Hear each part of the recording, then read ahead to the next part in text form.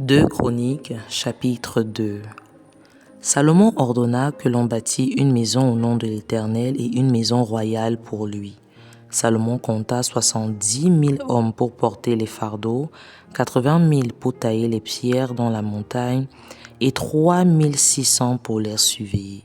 Salomon envoya dire à Huram, roi de Tyr, « Fais pour moi comme tu as fait pour David, mon père, à qui tu as envoyé des cèdres afin qu'il se bâtît une maison d'habitation. Voici, j'élève une maison au nom de l'Éternel, mon Dieu, pour la lui consacrer, pour brûler devant lui le parfum odoriférant, pour présenter continuellement les pains de proposition et pour offrir les holocaustes du matin et du soir, des sabbats, des nouvelles lunes, des fêtes de l'Éternel, notre Dieu, suivant une loi perpétuelle pour Israël. La maison que je vais bâtir doit être grande, car notre Dieu est plus grand que tous les dieux. Mais qui a le pouvoir de lui bâtir une maison, puisque les cieux et les cieux des cieux ne peuvent le contenir? Et qui suis-je pour lui bâtir une maison, si ce n'est pour faire brûler des parfums devant lui? Envoie-moi donc un homme habile pour les ouvrages en or, en argent, en airain et en fer, et étoffe teinte en pourpre, en cramoisi et en bleu, et connaissant la sculpture, afin qu'il travaille avec les hommes habiles qui sont auprès de moi en Juda et à Jérusalem, et que David, mon père, a choisi. Envoie-moi aussi du Liban des bois de cèdre, de cyprès, de sandal, car je sais que tes serviteurs s'entendent à couper les bois du Liban.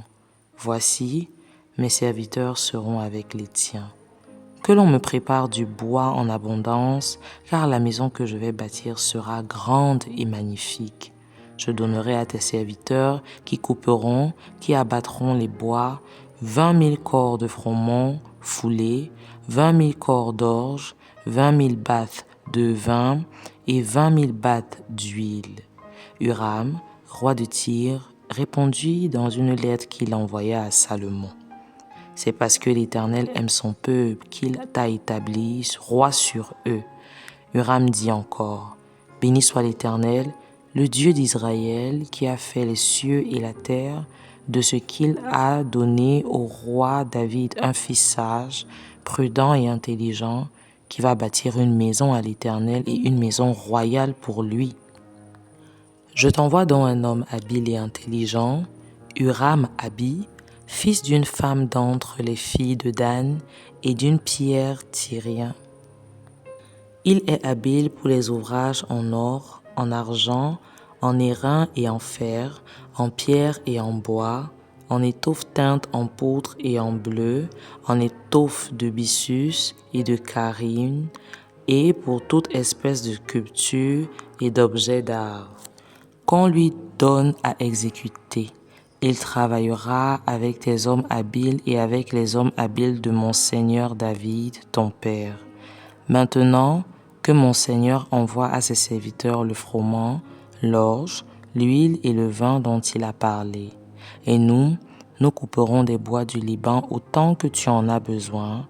Nous te les expédierons par mer en radeau jusqu'à Jaffo, et tu les feras monter à Jérusalem. » Salomon compta tous les étrangers qui étaient dans le pays d'Israël et dont le dénombrement avait été fait par David, son père.